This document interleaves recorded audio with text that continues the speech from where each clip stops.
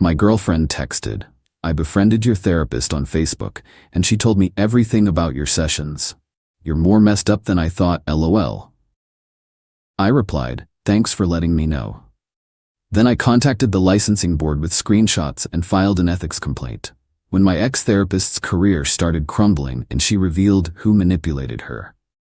I, 29 male, am sitting here staring at the most insane text I've ever received. Need to document this while it's fresh because I have a feeling this is about to get messy. Been with Natalie, 27, for about 18 months. Living together for 6. Started therapy 8 months ago to deal with some childhood stuff. Divorced parents, narcissistic mother, the usual trauma package. My therapist, Dr. Heather Brennan, seemed solid. Mid-40s, good reviews, specialized in family trauma. Sessions were helping. I was making progress. Yesterday at 3:17 p.m., while I'm at work, Natalie sends this. LMAO, so I befriended your therapist on Facebook. Wasn't hard. She accepts everyone, apparently. And we've been chatting. She told me everything about your sessions. You're way more messed up than I thought.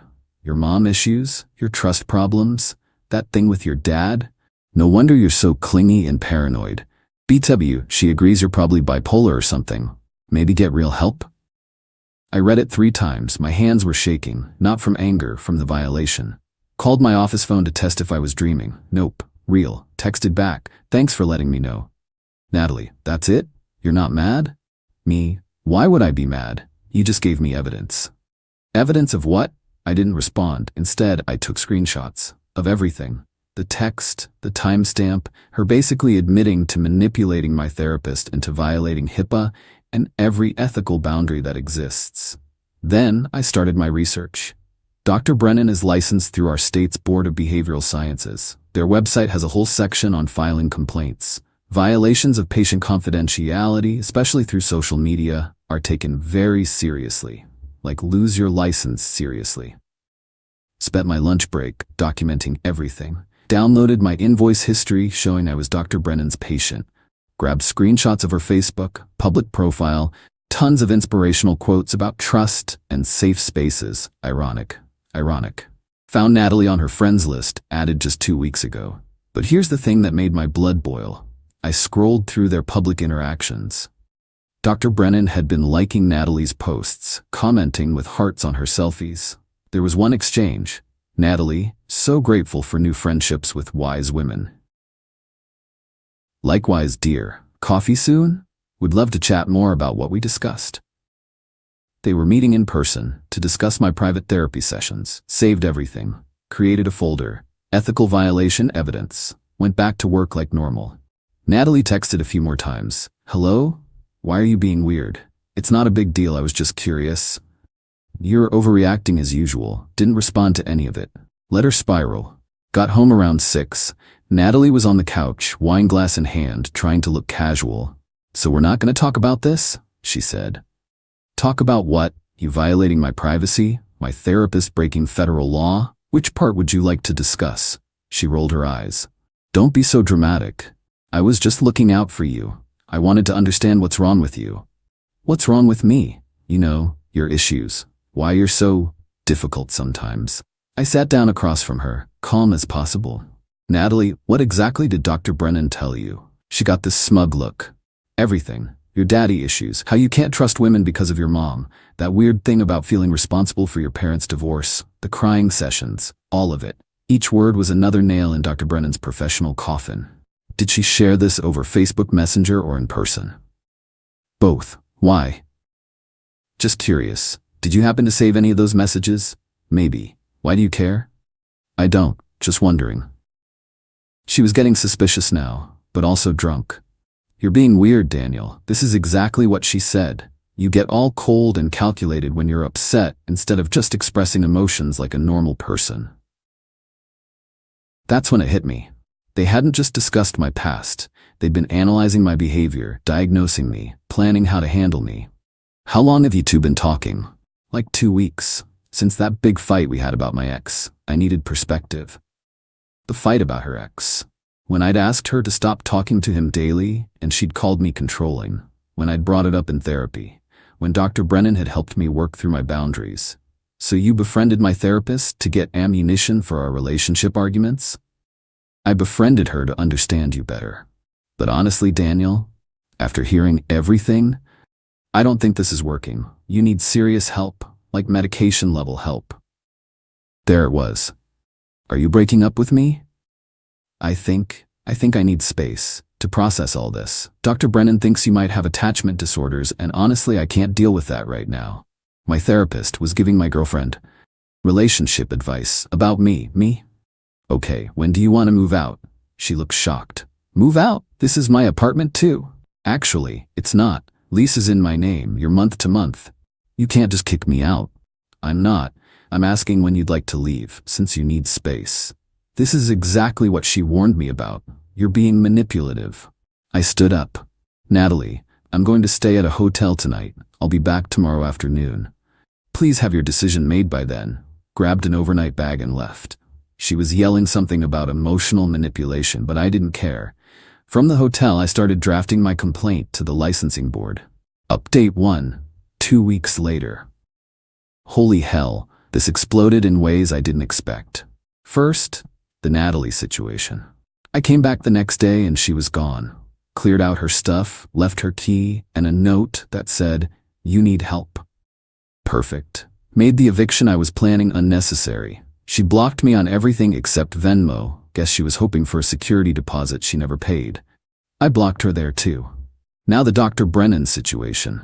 I filed the complaint with the Board of Behavioral Sciences that Monday, 12 pages. Screenshots, dates, timeline, everything. Included. The original text from Natalie admitting everything, Facebook screenshots showing their friendship and public interactions, my treatment records showing I was an active patient, a detailed timeline of the breach.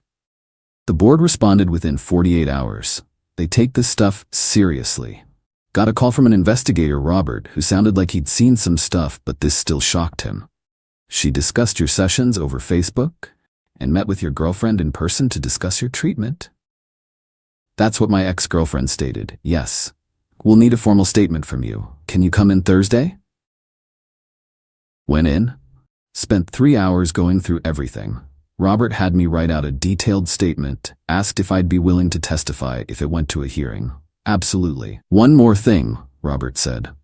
We'll be requesting Dr. Brennan's Facebook records and any communications with Miss Natalie's last name, if there are other patients. That hit me. If she did this to me, who else? He gave me a case number and said the investigation would take 2 to 6 weeks. But here's where it gets wild.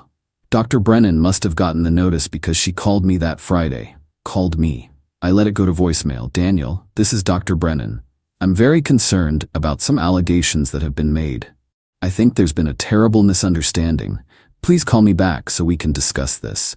This is all just a big miscommunication. Screenshot the call log. Added to my file. She called 6 more times over the weekend. No more voicemails. Then the emails started. Daniel, I'm deeply concerned about these false accusations. Your girlfriend reached out to me, not the other way around. She was worried about you. As your therapist, I had an obligation to help. What? That's not how therapy works. I forwarded everything to Robert. Then Monday morning, the real bomb dropped. Got a Facebook message from a woman named Claire. Hi, you don't know me, but I saw your post in the city community group about Dr. Brennan. She was my therapist too. She became friends with my mom on Facebook and told her about my sessions. I thought I was crazy. Can we talk? We talked. Claire had been seeing Dr. Brennan for anxiety. Dr. Brennan befriended her mom, told her that Claire was exaggerating her childhood abuse, that she needed to forgive and reconnect with her abusive father. Claire's mom used this information to ambush her at a family dinner. Claire had complained to the board 6 months ago, but withdrew it after Dr. Brennan threatened to sue her for defamation. She said she'd ruin my life. Said no one would believe me. I was already dealing with anxiety, and I just gave up. I gave her Robert's direct number, told her she wasn't alone now. By that Wednesday, 3 more former patients had reached out. All women. All had similar stories. Dr. Brennan befriending family members or partners on social media, information from sessions being shared, boundaries being violated. We started a group chat. The stories were horrifying. Jessica's husband was told about her past abortion during their divorce proceedings. Amy's mother was given details about her sexual assault to help her understand. Catherine's ex-boyfriend was coached on how to handle her depression. Dr. Brennan had been doing this for years. But then came the twist I didn't see coming. Got a text from an unknown number. "This is Natalie. I know you blocked me, but I need to tell you something. Heather contacted me first. She reached out to me on Facebook, said she was concerned about you. I thought it was weird, but she said you were in crisis. I'm sorry. I didn't respond, but I screenshot it.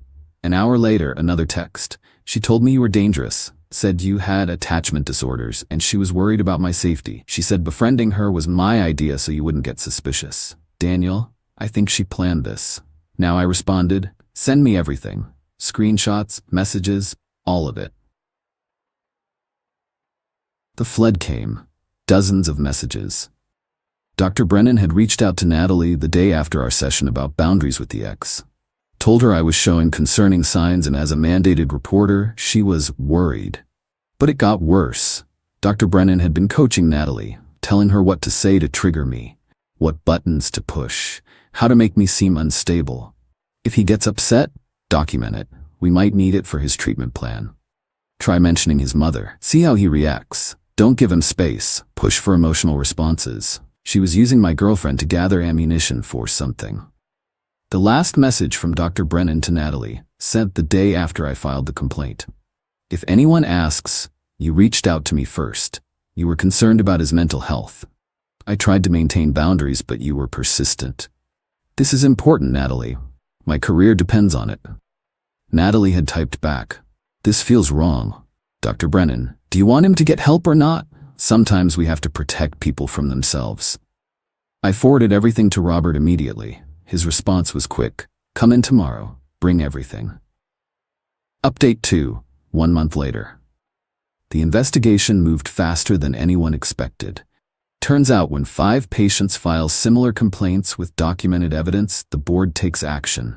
When those complaints include evidence of the therapist coaching people to manipulate patients and then trying to cover it up, they move at light speed.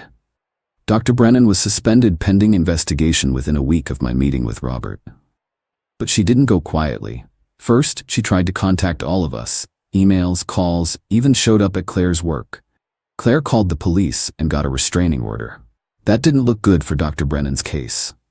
Then she hired a lawyer and tried to paint us as coordinated attackers who were retaliating because she wouldn't prescribe medication. She's not even a psychiatrist, can't prescribe anything. Her lawyer sent us all cease and desist letters. We all forwarded them to Robert. But here's where Dr. Brennan really messed up. She went on Facebook and posted this long rant about false accusations and mentally ill patients targeting healthcare workers. She didn't name names, but said enough that anyone could figure it out. Screenshot. Sent to Robert. Then she created a webpage called The Truth About the Lies, where she posted what she claimed were session notes, proving we were all delusional. Except, those weren't our real session notes. She'd fabricated them. I know because my real ones were subpoenaed by the board and they looked nothing alike. She claimed I had violent ideation and paranoid delusions. The real notes talked about normal childhood trauma and relationship anxiety. Nothing about violence or delusions. The investigation revealed she'd been friends with at least 23 patients or their family members on Facebook. She'd shared confidential information with at least 11 non-patients. She'd been charging insurance for 90-minute sessions but only meeting for 45 minutes. She wasn't even keeping proper records, just making stuff up later. The hearing was scheduled for last Thursday. All 5 of us testified via Zoom. Dr. Brennan was there with her lawyer, wearing this conservative outfit like she was cosplaying a responsible therapist. My testimony was straightforward. Read my statement, showed the evidence, answered questions. The board members looked increasingly horrified as I went through the timeline. Dr. Brennan's defense was basically, "They're all lying. I was trying to help. These patients are disturbed." Then Claire testified. Then Jessica. Then Amy. Then Catherine. By the time Catherine was done, one board member looked physically ill. Dr. Brennan's lawyer tried to claim we were all misunderstanding therapeutic techniques and that family involvement is sometimes necessary.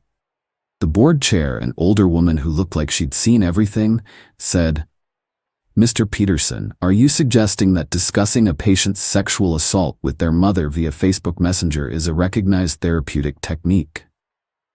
Even he looked embarrassed. Then came the star witness, Natalie. She'd agreed to testify after I sent her information to Robert. She was brutal.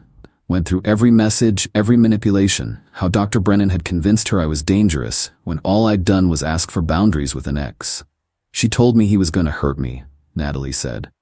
She said I needed to document everything for when he snapped. But Daniel never snapped. He just left. Got a hotel, like a normal person who needed space. Dr. Brennan actually interrupted. "She's lying. They're all lying. This is a conspiracy." Her lawyer tried to shush her, but she kept going. "Daniel is manipulative. He turned everyone against me. Check his history. Check his records." The board chair had to mute her. The decision came 2 hours later. License revoked permanently. She can never practice therapy in our state again. The board is also referring the case for criminal prosecution for violation of HIPAA. Each violation can carry up to $50,000 in fines and a year in jail.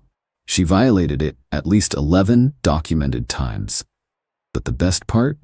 The board is sending notices to every state licensing board in the country. She can't just move and start over. Dr. Brennan lost it. Started screaming about lawsuits and discrimination and how we'd destroyed an innocent woman. Her lawyer literally walked out while she was mid-rant. Final update, 2 months later. Figured I owe you all a conclusion to this insane saga. Dr. Brennan tried to sue all of us for defamation. The case was dismissed with prejudice, meaning she can't refile, because, as the judge put it, truth is an absolute defense against defamation, and the plaintiffs have provided overwhelming evidence of the truth. She had to pay our legal fees, all 5 of us. That bill came to about $47,000. Then the criminal case hit. The DA's office decided to prosecute for the HIPAA violations. 11 counts. She pled guilty to 5 counts to avoid jail time, got 2 years probation, 500 hours of community service, and $250,000 in fines. But that's not even the end. Her malpractice insurance dropped her, then sued her to recover the money they'd paid out to settle claims from other patients who came forward after the story hit the news. Last I heard, 12 more former patients were suing her. She had to sell her practice building. Her house is in foreclosure. She filed for bankruptcy last month. Someone sent me her LinkedIn. She's working as a life coach now, except she legally has to disclose she lost her therapy license for ethics violations. Somehow I don't think that's going well. The real kicker? Found out through the grapevine why she targeted me specifically. Remember how this all started right after I discussed boundaries with my ex in therapy? Turns out Dr. Brennan's husband had left her the month before for being controlling and invasive. She saw my situation and projected hard. Decided if she could prove I was the problem, not Natalie, it would somehow validate that she wasn't the problem in her marriage. She destroyed her career, her life, and violated multiple patients' trust because she couldn't handle her own divorce. As for me, I found a new therapist. Took weeks to even consider it, but Claire recommended someone. First session, I asked about their social media policy. "I don't have social media," he said, "and if I did, I certainly wouldn't friend patients or their families. That would be incredibly unethical. We're making good progress."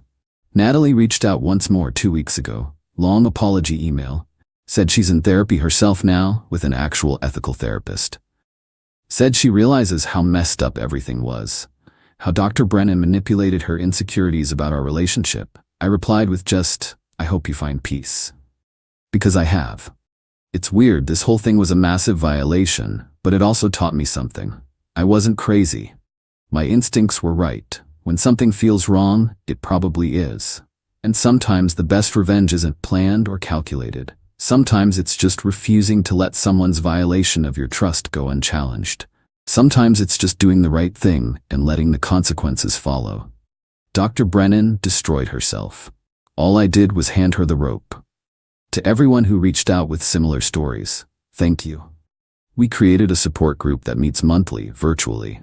If you've experienced something similar with a therapist, counselor, or any healthcare provider, please know you're not alone.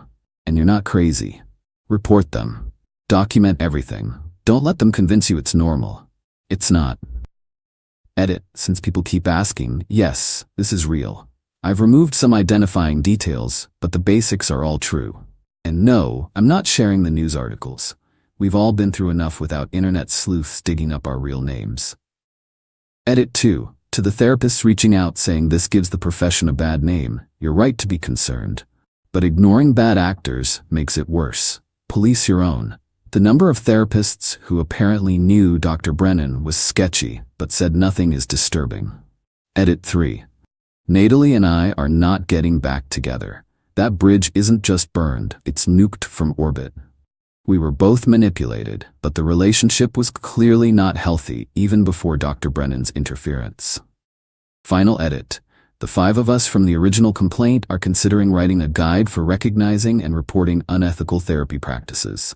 If there's interest, maybe we'll post it somewhere. Knowledge is power, and no one should go through what we did. Stay safe out there. Trust your gut, and if your therapist tries to friend your mom on Facebook, run.